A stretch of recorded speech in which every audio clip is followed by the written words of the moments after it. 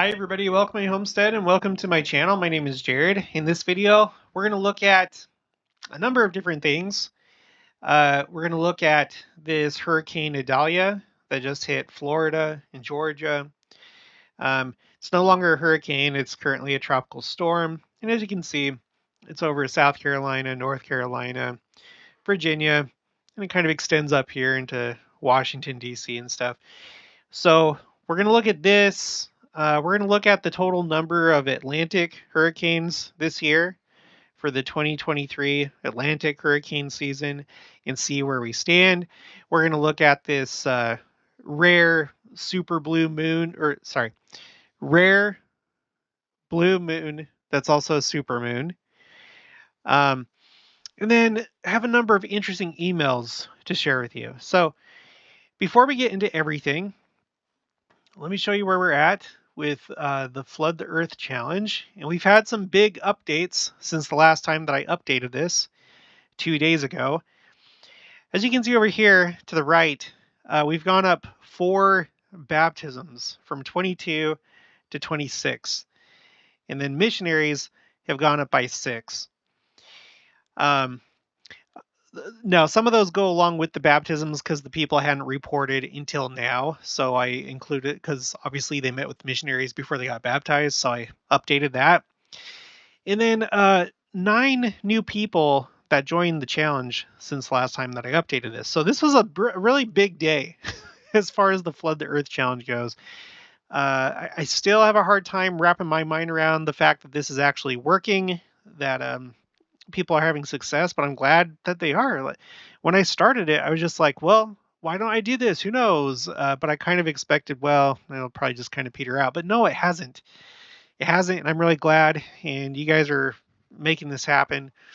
Hopefully, the reason why I'm even doing this is to hopefully be a motivator for you to share copies of the Book of Mormon that you otherwise may not have shared. So that's why I'm even doing this. And I'll do it until the end. So anyway, so that makes it so that the month of August, if you look at the very far right, we are now tied with April for number of missionary contacts. So April and August are tied at 15. April's still the highest as far as baptisms go with 9, but now August is in second place with 7. So pretty incredible. And then the grand total of copies of the Book of Mormon that have been shared is 6,374. And just so you know that I'm not lying about this. First of all, you go over here. This is where I keep all the data that makes up those tables and those updates. So you have all the different people here, and I have to show you. So I got this comment from Holly T. Hansen, #flood, 2 hard copies, quads, and then 2 baptisms. And so along with that, 2 missionaries. So good job, Holly. And then I got this from Laura French. I forgot to tell you about me giving my aunt and her son, who was 40 years old, and I gave them a Book of Mormon, and they got baptized on April 29th. So again, this was back in April, but the way that I do this is not according to standard accounting principles, the accounting period, if you watch that video. I do it according to whenever the reports come in. It's easier that way. So, but whatever the case, amazing things are happening. So keep it up. Consider joining if you haven't already. Trying to get this to at least 1,000 people that have participated. So we're working toward that. So, okay. So let's go ahead and let's start with this email. Phrase tracker rates is the subject line from Jake. Hey Jared, maybe you've already done something like this before, but I thought I'd share anyway. I took a few phrases from your phrase tracker and calculated the rate, number of times phrase was used over years in services. I'll show you what that means in just a minute. At which these phrases are being said. I thought it was quite intriguing, and I thought I'd share this with you. I felt like you could really see the urgency even more clearly in there after calculating this. I'd love to see what you think. Thanks, Jake. No, Jake, thank you. No, I haven't done this yet. I have been playing around with putting in like tables and line graphs and stuff like that. Have not yet done that. But I mean in the future. But I'm glad that you did. Okay, so okay, if you don't know what you're looking at here, he's referring to my phrase tracker, where I'm taking a tally of the number of talks that include these type of phrases up here. So the ones that he selected for this email from my spreadsheet was hear him, second coming, prepare the world, make and keep covenants, covenant path, invite you, hour is not yet. Okay, so he took this data from my spreadsheet and then made his own thing here, and basically has made it so instead of going by year, which is the way that it shows up on my spreadsheet, it's by year. He attached it, or he kind of condensed it down to presidents of the church, from President Grant down to President Nelson. The reason why it cuts off at President Grant and not before is because I used the Scripture Citation Index, which is a website put together by BYU, and General Conference talks on there only go back to 1942. So that's my range that I use. So from President Grant to President Nelson, he boiled it down to how many times these phrases and words have been used per presidency. Not that President Grant said it these 3 times, but during his presidency, there were 3 separate General Conference talks where hear him was used. Okay, so you got that? Okay, then what he did, Jake, is he looked at each prophet and how many years they were in service. And of course, these are rounded numbers, and that's how I have it on my timelines and stuff like that. So you have that there. So for example, President Grant served 3 years as president of the church, more or less. And hear him was said 3 times. So the rate is 1, because it boils down to, it was said if you average it out 1 time per year, if it was an average. Okay, that's the rate. Or, for example, with President Monson, hear him was said 20 times, and he served for 10 years. So you divide that, you get the average. So that was about 2 times per year that hear him was said. Okay, so that's how. So that's what we're looking at here. The bar graphs on the right is the rate, and then the bar graphs on the left is the absolute number. Okay, so rate and number. Okay, and then I'm assuming that he goes in order. It looks like he is. He's going in order of what he has here. So hear him, second coming. Okay, so for hear him, if you just look at the rate, for example, you can see that hear him has been said a lot during President Nelson's time. You see that blue bar? A lot. Okay, the next one down is second coming, and I'm more interested in the rate just because that's the new thing that Jake is providing us with. And you can see that President Nelson is leading the way, or his presidency is leading the way with talking about with using the term second coming. The only other one that comes close is Joseph Fielding Smith. Okay, the third one, prepare the world. This one is even more dramatic. So again, if you were to send this back in time to the year, I don't know, 1980, and you showed somebody these numbers, and you're like, okay, so this is how things are going to go in the future. You can see that by the time it gets to President Nelson, by the way, he's not an apostle yet. He becomes an apostle in 1984, but he will be prophet. And by that time, this is what that graph is going to look like. What do you think? I'm guessing most people would probably be like, whoa, something is going on during his presidency. And it probably has to do with preparing the world for the second coming. These numbers, they don't lie. Now, it is a matter of interpretation, but I think it paints a pretty clear picture. The next one is make and keep covenants. So that's the fourth one down. 1, 2, 3, 4. Also really dramatic. You see that there. Okay, let's go to covenant path. And this is kind of a term that I don't know. I'm not going to say that it's been coined. I don't know when it was first used. I'd have to look into that. But President Nelson is one that has made that. Well, I guess you could say he's more or less coined it during his presidency. But you can see that it's huge. Covenant path. And then the last two, invite you, and then so that's the second to last is invite you, and then the last one is hour is not yet. So let's go to the last two.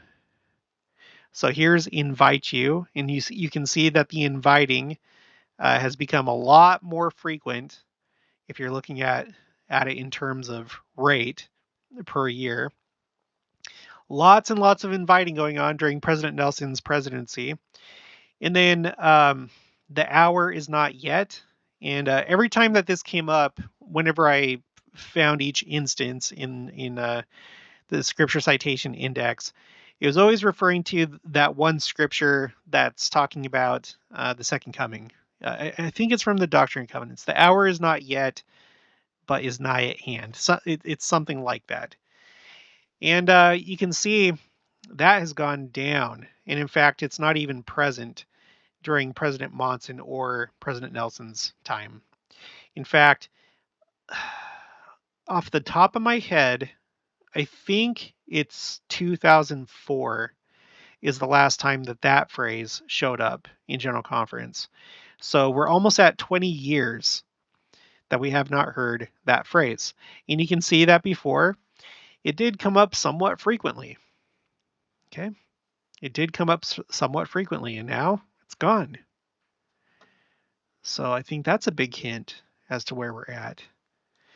Okay, so thank you, Jake, for sending that. One more thing before we get into the blue supermoon and Hurricane Idalia and a couple capital cities that are new to my spreadsheet. I got this email.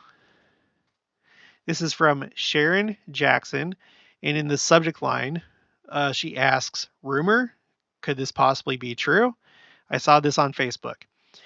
I've gone ahead and I've blacked out the Facebook group because this is not an attack on them. It's not an attack on the person that posted it. So I blacked that person out.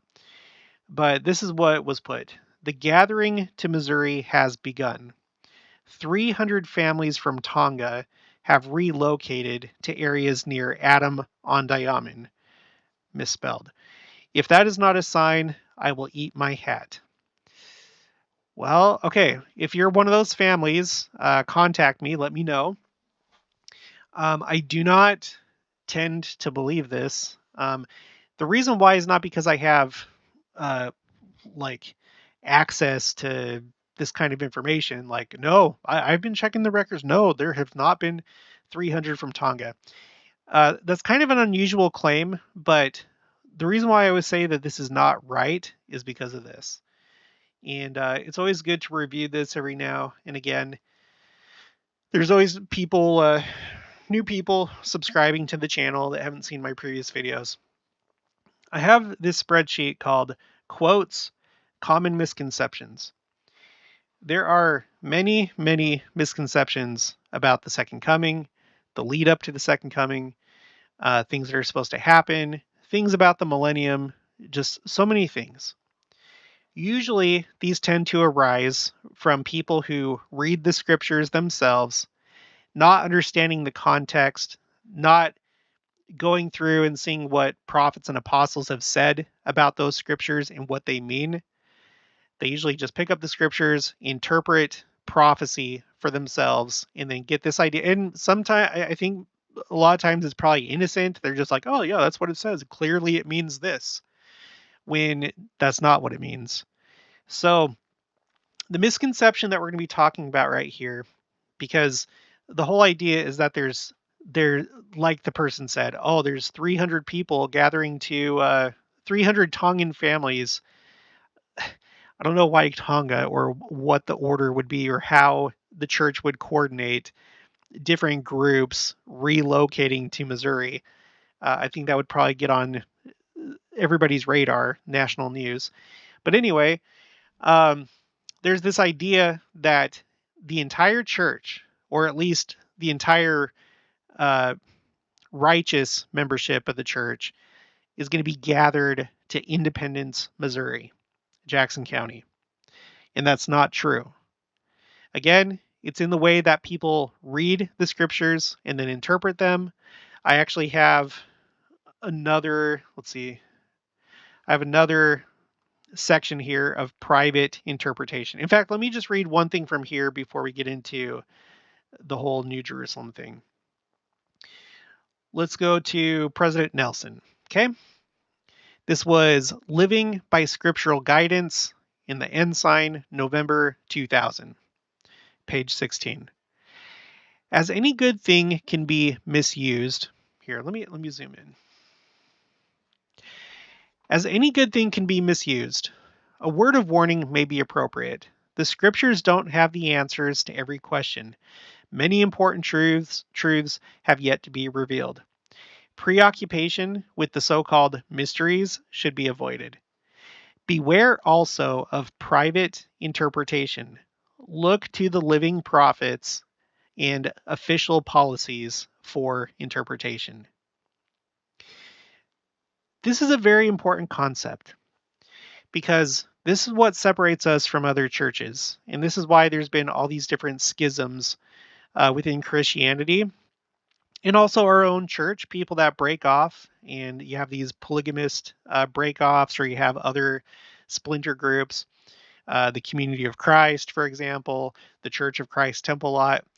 You have people that want to take the scriptures, whether it's the Bible or whether it's modern scriptures or the Book of Mormon, and they want to interpret it for themselves. And then they think that the prophet doesn't understand the scriptures, that they don't understand that the church has gone astray, and then they start going off in strange paths, really strange paths. And this is just a continual phenomenon. It's going to keep going at least until the second coming. Hopefully it'll end after that. Well, it will, because in the millennium, everyone will become members of the church. Christ will be here. But it's something that we're plagued with right now.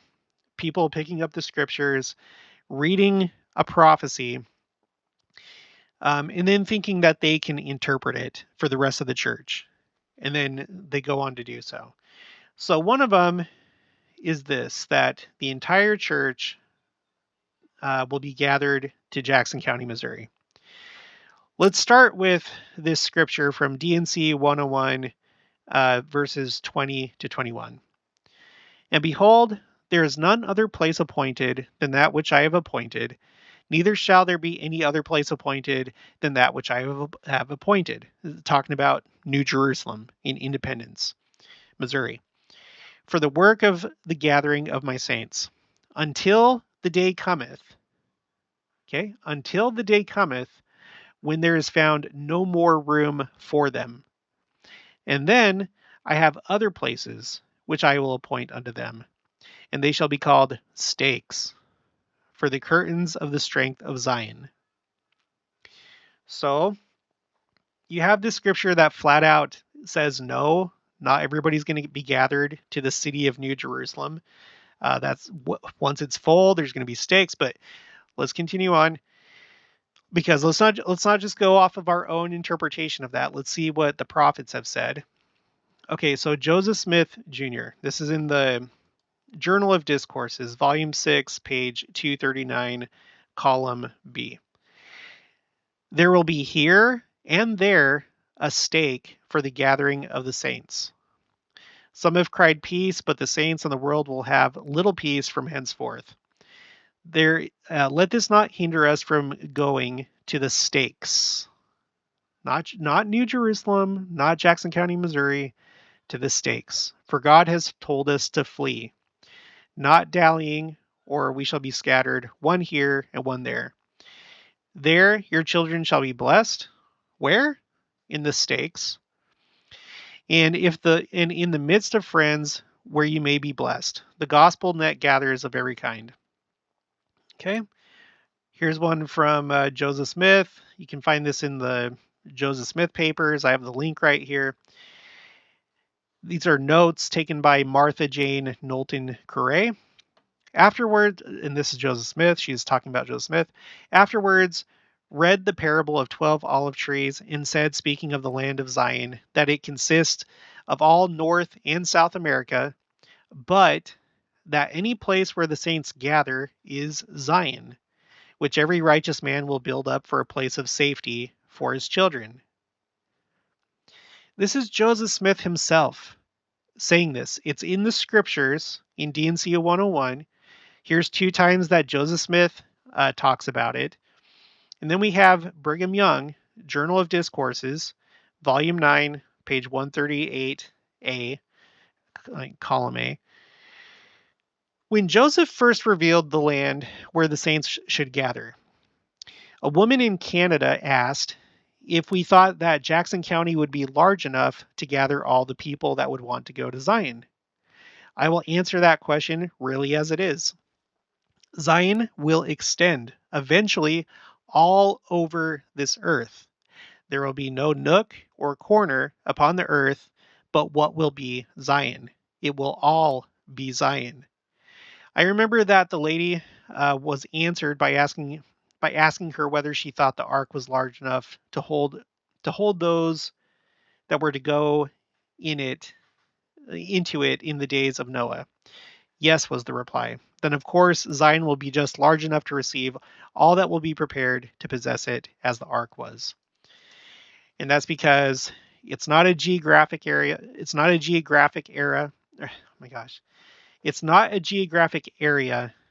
It's how you live and living inside your covenants and being gathered to your local stake, the closest stake to you. That's how you gather. That's where you're supposed to gather. Let me just do a few more. In the Ensign itself, April 1979, which it's not a rogue publication. It's not like it's not overseen by the prophet and the apostles. You don't have people that go in there and just publish their own opinion. There's an article called Missouri Myths, okay, by Graham Doxey. Myth number 2, the entire church will be gathered to Missouri. Here, recent prophets have been quite specific. Well, but there's still people that want to imagine this like romanticized idea that we're all going to go to Missouri, that all the righteous are going to go to Missouri. They're not. And there's not going to be like a big, you might be like, well, not all the righteous, but like most people. No, there's not going to be a big thing. There's not. Look, President Spencer W. Kimball said in October conference, 1978, we are building up the strength of Zion, her cords or stakes throughout the world. Therefore, we counsel our people to remain in their native lands and gather out the elect of God and teach them the ways of the Lord. Their temples are being built, and the saints will be blessed wherever they live in the world. Okay, I'm gonna move on from that. I'm not gonna read that whole thing. Okay, here's President Nelson, October 2006 General Conference. The name of the talk is The Gathering of Scattered Israel. He says, the choice to come unto Christ is not a matter of physical location. It is a matter of individual commitment. People can be brought to the knowledge of the Lord without leaving their homelands. True, in the early days of the church, conversion often meant immigration as well. And this is where people get confused. They read the Doctrine and Covenants, apply their own understanding, and don't realize that things have progressed since that time. And that we still have living prophets that guide and direct the church, through which the Lord works. He works through the prophets. They know what the plan is. All right, continuing. But now, Okay, now after the Doctrine and Covenants, but now the gathering takes place in each nation. The Lord has decreed the establishment of Zion in each realm where he has given his saints their birth and nationality. Scripture foretells that the people shall be gathered home to their land, to the lands of their inheritance, and shall be established in all their lands of promise. And then, end quote. Then a new quote. Every nation is the gathering place for its own people. The place of gathering for Brazilian saints is in Brazil. The place of gathering for Nigerian saints is in Nigeria. The place of gathering for Korean saints is in Korea, and so forth. Zion is the pure in heart. Zion is wherever righteous saints are. Publications, communications, and congregations are now such that nearly all members have access to the doctrines, keys, ordinances, and blessings of the gospel, regardless of their location. Spiritual security will always depend on how one lives, not where one lives. Saints in every land have equal claim upon the blessings of the Lord. It doesn't get more explicit than that. I don't understand how this myth keeps getting perpetuated. I can only assume that either one, people that are true and honest just haven't come across all these different quotes. Quotes from Joseph Smith, Brigham Young, Bruce R. McConkie, President Nelson, Elder Holland, President Nelson again, and Elder Bednar. The disconnect is unbelievable, and I hope that if you're of this frame of mind,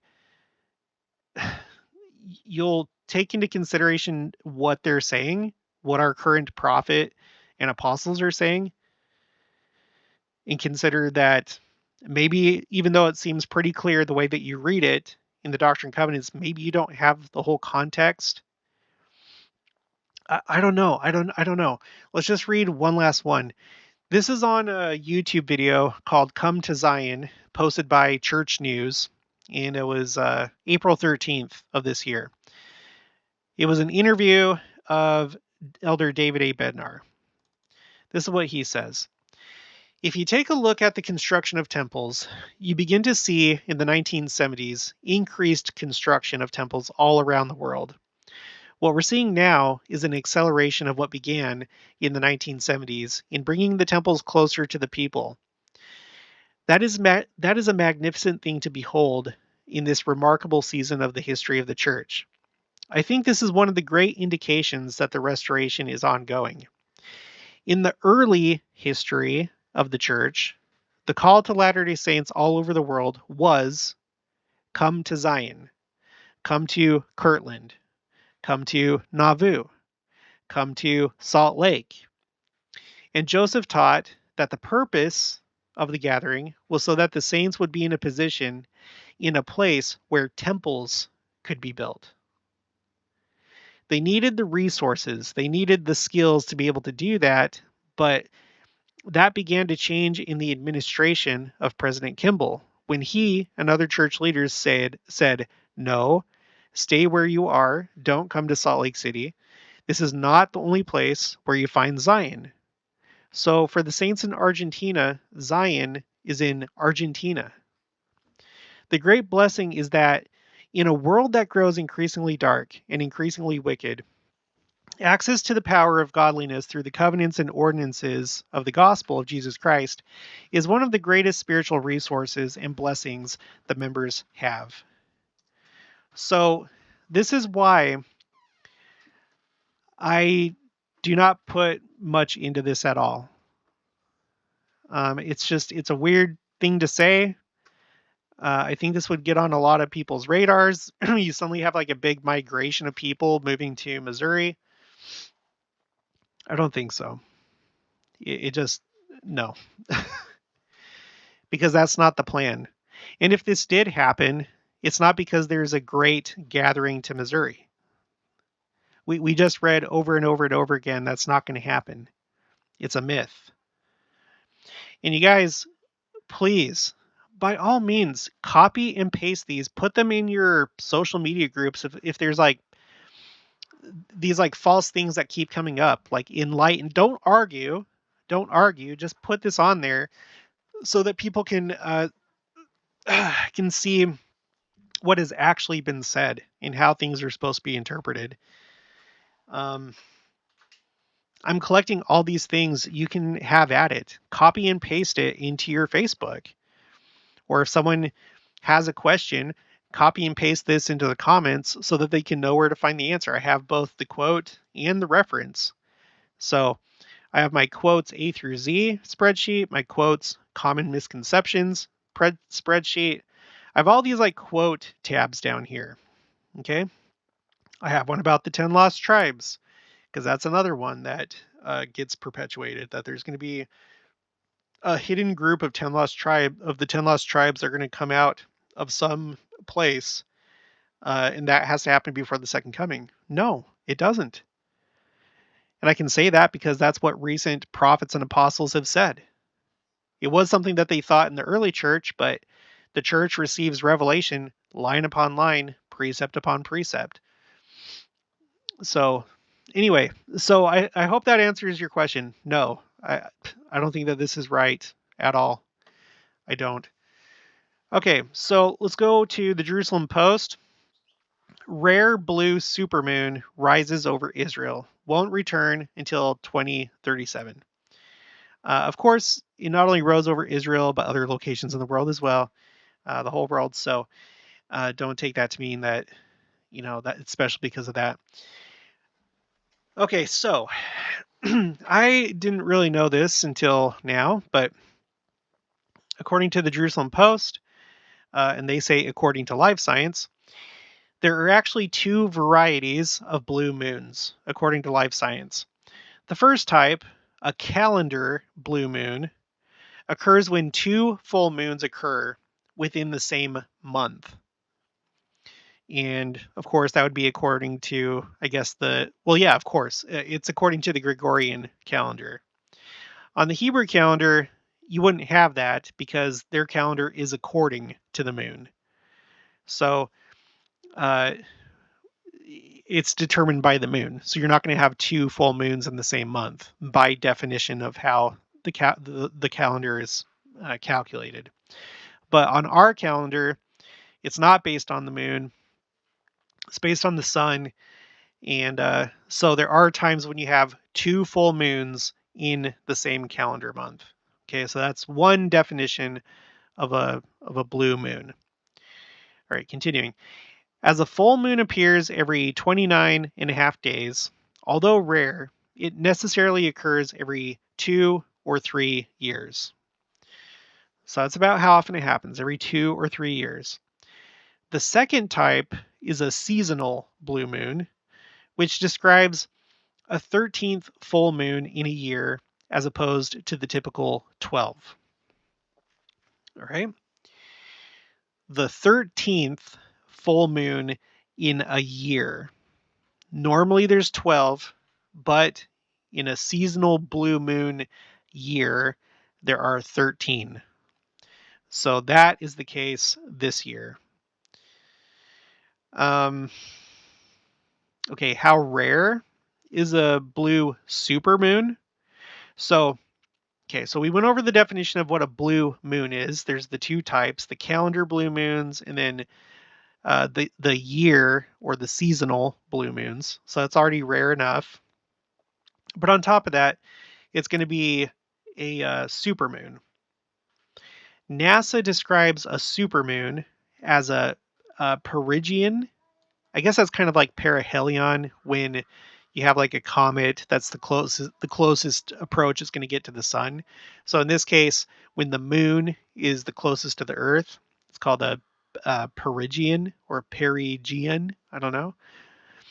Okay, that is a full moon occurring near or at the time when the moon is at its closest point in its orbit around Earth. And I'm guessing it's called because like helion, that like helio, that I think that's Greek for sun. And I'm guessing Gia, because I know from like Greek mythology, I think Gia is like the whatever, the goddess of the earth or something like that, or the earth is, I don't know. If you know, put it in the comments below. But anyway, so this year we are having a seasonal blue moon and a supermoon at the same time. A separate NASA article from earlier this month highlights the rarity of these blue supermoons. It notes that the astronomical conditions that produce such moons occur on average only once a decade. So this is how rare this event is. Once in a decade. On occasion, however, it can take up to 2 decades between blue moons, blue supermoons, I mean. So there you go. I'm not sure that I'm going to put this on my timeline, and I don't know that it's necessarily corresponding with anything that really stands out to me. Let me go to my second coming timeline. So, excuse me, the most recent entry on my second coming timeline was on the 13th of this month when the Saratoga Springs, Utah temple was dedicated. Before that, 5 days earlier, that's when Lahaina was destroyed, which was a very rare and very unlikely event. Something, in fact, what's the death toll on that now? I haven't checked that in a while. Maui death toll 8 hours ago has stood at 115. So it's still at 115 according to USA Today. So that's good that it hasn't gotten bigger, but it is still bigger than, or like the death toll is higher than the Paradise, California fire of 2018. All right, so anyway, going back to the timeline, I'm not so sure that it really corresponds with anything in particular. I know that there's Hurricane Idalia that's been happening over the last like 24 to 48 hours, something like that.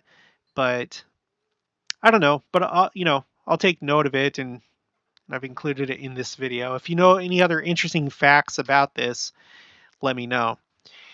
Now let's take a look at Hurricane Idalia, which I guess I should stop calling it a hurricane because now it's a tropical storm.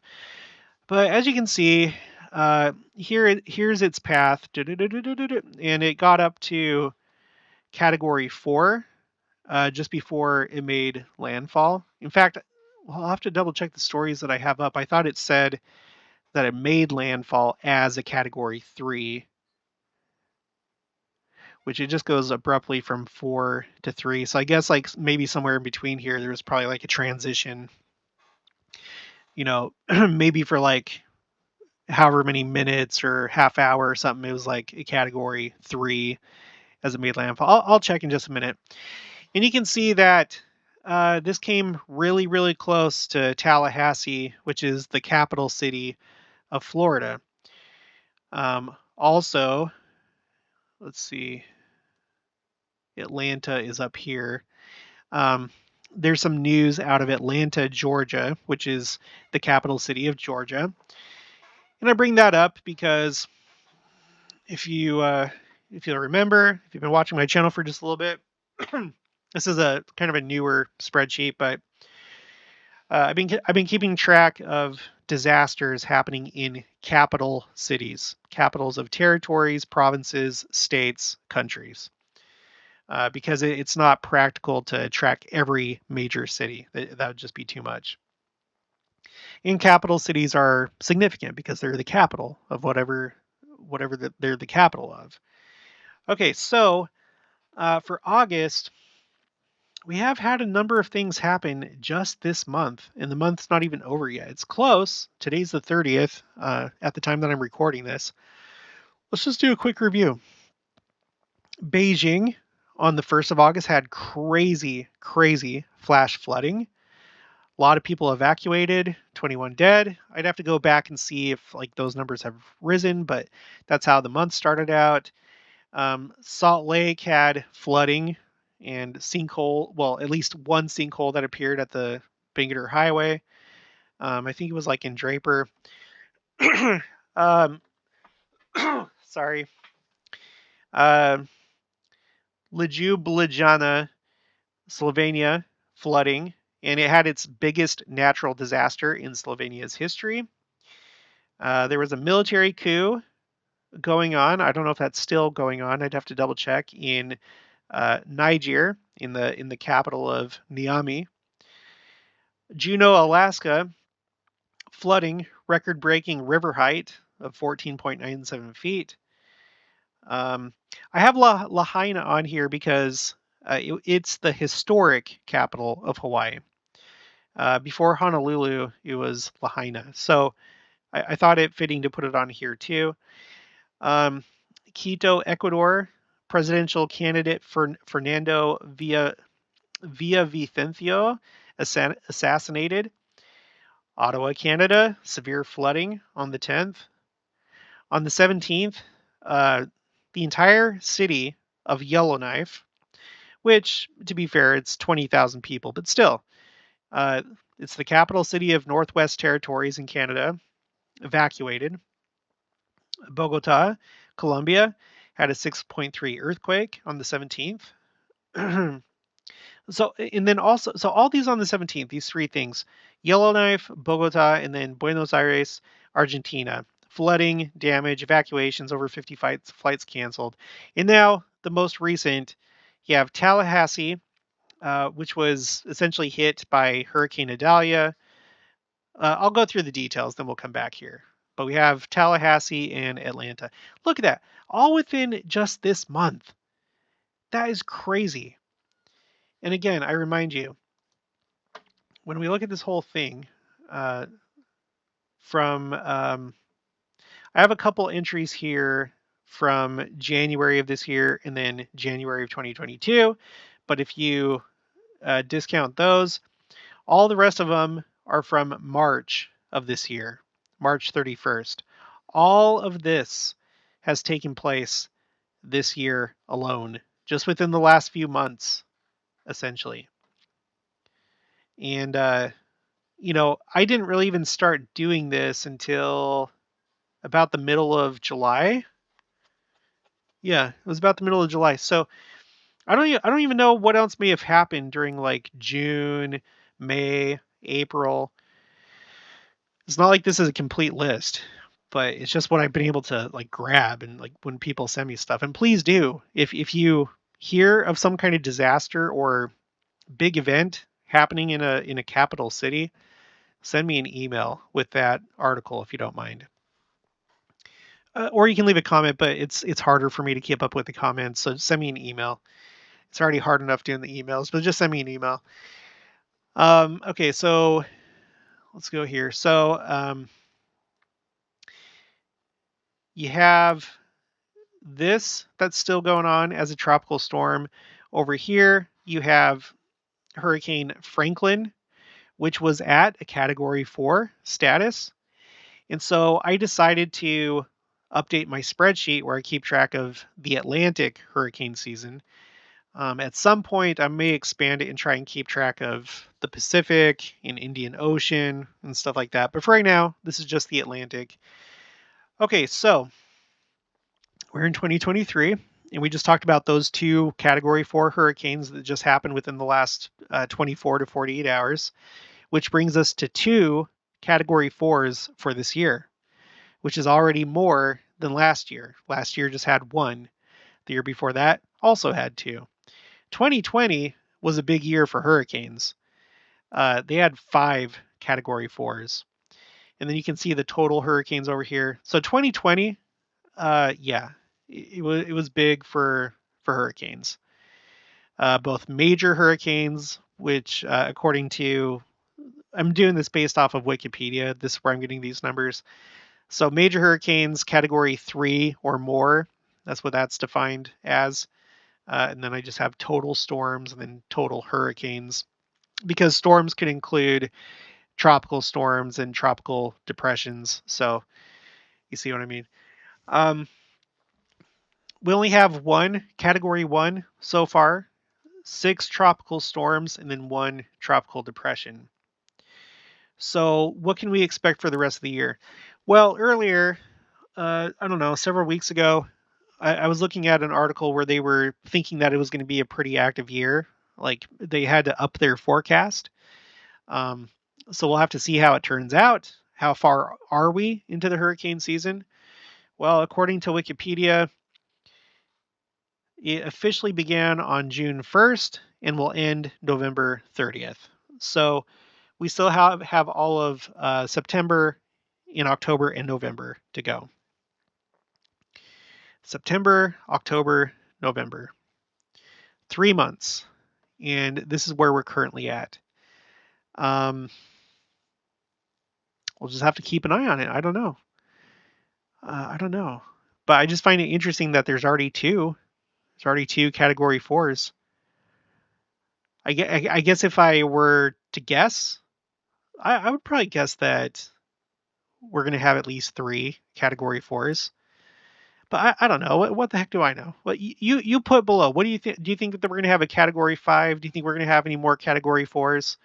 What do you think is going to happen this year? Do you think that this year could be similar to 2020? Put it in the comments what you think. Okay, so let's go to the power outage map. Let me refresh this. In Florida, right now there's 204,000 people without power, or customers. Okay, so it's households, obviously. And then, interestingly, in Georgia, they have more. They have 209,000. And then South Carolina is at 33,000. So there's a lot of people without power right now. Please say a prayer for them. And I hope that they're all prepared. And let's look at the articles here really quick. Okay, so we're on Fox News. And you guys, I would use them a lot more if they reported more of the things that we talk about. It's just how it goes. I do not discriminate at all. I realize that there's different news companies that have different biases, they're pushing different agendas, but I still use them all. That doesn't mean that they can't report objective things. Sometimes they report objective things, but it's with a twist. Sometimes they may outright lie, but I think that we kind of go down a bad path when we act too paranoid. Like we distrust everybody and everything, because I think that if you just use good common sense, you can tell when there's objective reporting and when there's not. You know, you look at that article from CNN. Oh, CNN sucks. Well, yeah, I know that they do, but they can still report the truth. And if you see more and more and more report, you can be more certain. Um, I don't know. I don't know what to tell you. There's been people that have gotten on my case for, just so you know, I don't discriminate, and I just try and use my best judgment. And I call out what I think are lies and whatever. Okay, Fox News. Hurricane Idalia made landfall over Florida's Gulf Coast as a catastrophic, quote unquote, as a catastrophic Category 3 storm. Okay, yeah, so there it is. It made landfall as a Category 3. Wednesday, um, that's today, the day that I'm recording this, at 7:45 a.m., leaving hundreds of thousands of residents without power, officials said. It has since been downgraded to a Category 1 storm. Well, now it's a tropical storm. Idalia produced storm surges that reached several feet in some areas and brought damaging winds that howled up to 130 miles per hour at one point, according to the National Hurricane Center. It also caused It also caused flooding that completely encompassed Floridian roadways when it passed the Appalachee Bay and made landfall over Florida's Big Bend region, where the peninsula merges into the Panhandle. So I have that pulled up. Appalachee Bay, or Appalachie, or however it's pronounced, is right here. And if you just look up this way, it's right by Tallahassee. It doesn't look like that's too far of a drive. And then of course the Big Bend would be like referring to this, like how the the land bends, quote unquote, like this. So, and let's go back to Zoom, daughter. Yeah, you can see the path. There's Tallahassee. Let's go to a few hours before. So yeah, Tallahassee was like right in that area. I mean, it's not like it was like the hurricane went right through it, but you can see right here, category 1, as Tallahassee is just like right there in relation to the eye of the storm. So you can imagine that there's damage and flooding and stuff going on there.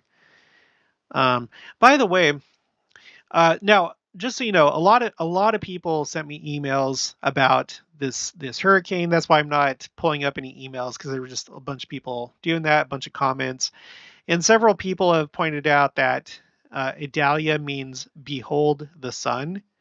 Now, like I say, I always try and go to an original source, an authoritative source.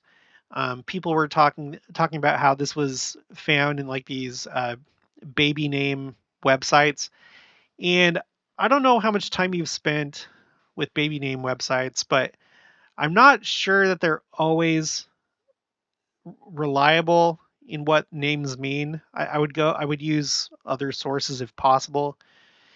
Um, so, for example, with Nameberry, it says the name Idalia is girl's name. That's a great sentence. The name Idalia is girl's name of Italian origin, meaning behold the sun. Um, if you go down, it says something different. Like on the bump, it says Idalia is a girl's name with Greek origins instead of Italian. So now I'm like, well, which one is it? Is it Italian or is it Greek? Um, let's see. Sun translated into Greek. I'm pretty sure it's like Helio. Oh, it's like Ilios. Ilios. Let's see. Ilios. Ilios. And then into Italian. So hold on. Now I don't know. I don't know if like Idalia has like some of the root word of sun in it, but all I really see in common is that it has an I, Ilios. Let's go to Italian. I did this earlier. In fact, I may have it up. I don't know. In Italian, it's sole. Let's see. Sole. Sole. Yeah. So I'm not entirely sure, unless like there's like old Greek or old Italian. I don't know. Um, this one says Greek baby names. This one says Greek, Greek, Greek, Greek. So most of them seem to think that it's of Greek origin, and they all say, "Behold the sun." But are they all just like copying and pasting from each other? Because a lot of these seem like they're worded almost identically. Several baby naming websites say Idalia is a name of Greek or Spanish origin and means behold the sun, or simply the sun. I don't know. This is from Tampa Bay Times, but they say that they're getting it from the baby naming websites. I'm not so sure that baby naming websites are authoritative when it comes to language and linguistics and stuff like that.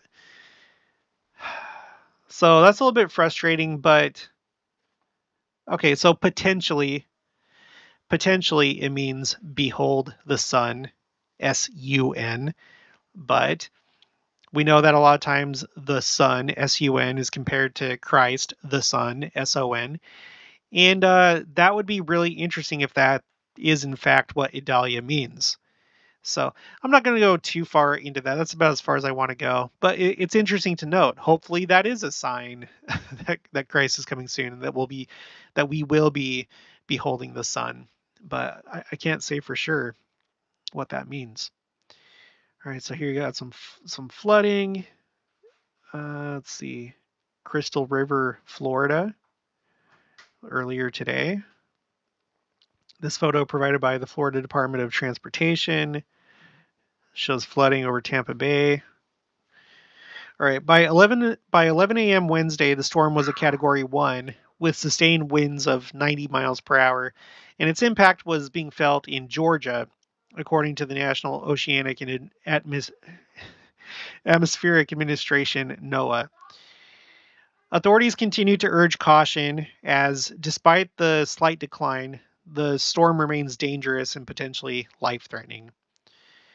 More than 340,000 Americans were without power as Idalia continued to blast Florida, Alabama, Georgia, and the Carolina.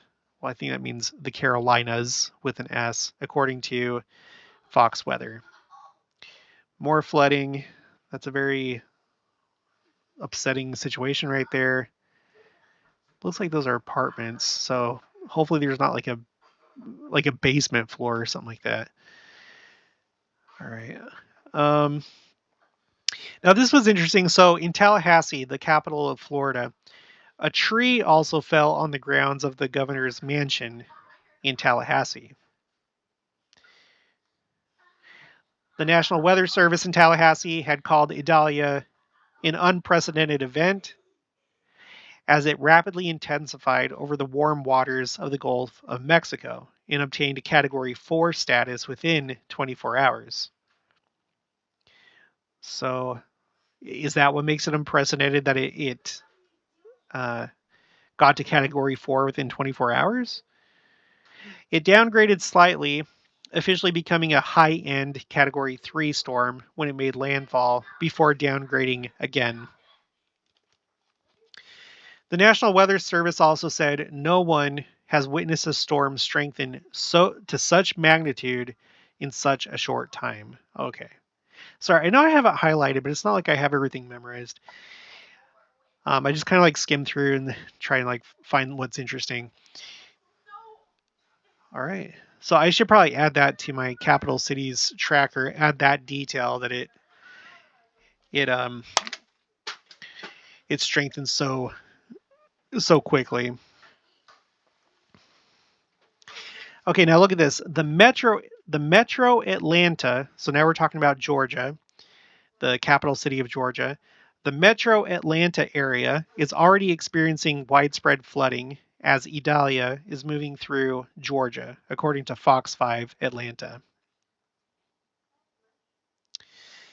All right, so therefore, we have these two capital cities, Atlanta and Tallahassee, both affected by Hurricane Idalia. All right, now, oh yeah, there was one more thing, and I think we're going to end it on this. This is from Tallahassee Democrat.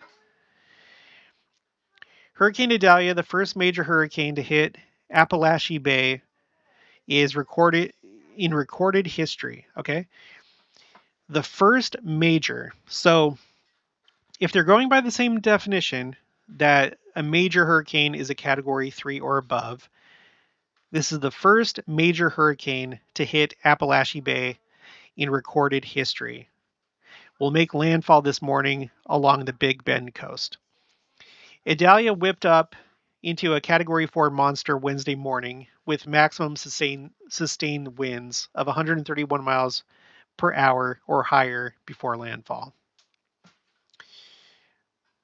And then, let's see, at least 16 structures damaged, 46 roads blocked in Leon County. That's the county of Tallahassee. I looked it up earlier. City of Tallahassee expects power restoration to be substantially complete by the end of Thursday. So I guess it could be worse, you know, if it was several days or a week. That's pretty much it. Here you go. You have some down trees right here. So yeah, so that's what's going on. Let's look before we go. Let's just look really quick at the Atlantic. Looks like there's a couple other, I don't know. This one right now is a tropical depression, 11L. And then you have this one off the coast of Africa, 94L. But it looks like this one, 11L, is going north. So I'm not a weatherman, but I'm guessing that's probably not going to be heading toward the United States. But who knows about this one? I don't know. We'll keep an eye on it. All right, well, that's going to be it for this one. If you haven't already, please make sure to subscribe, like this video if you liked it, leave your thoughts and opinions down in the comments below. Also, make sure to share it, and I'll talk to you guys later.